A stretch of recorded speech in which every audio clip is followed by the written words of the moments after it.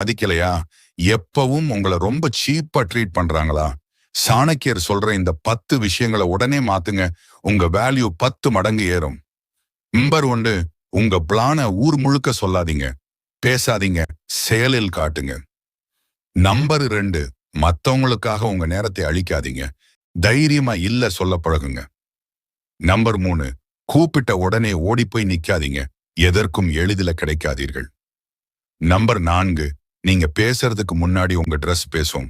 So உங்க தோற்றத்துல கவனம் செலுத்துங்க. நம்பர் 5, எப்பவும் அப்டேட்டடா இருங்க. எவனும் உங்களை ஏமாத்த முடியாத அளவுக்கு அறிவு தேடலை நிறுத்தாதீர்கள். நம்பர் 6, உசுப்பேத்துறவங்க முன்னாடி கத்தி சீன் போடாதீங்க. அமைதியா இருந்து உங்க உணர்ச்சிகளை கட்டுப்படுத்துங்கள்.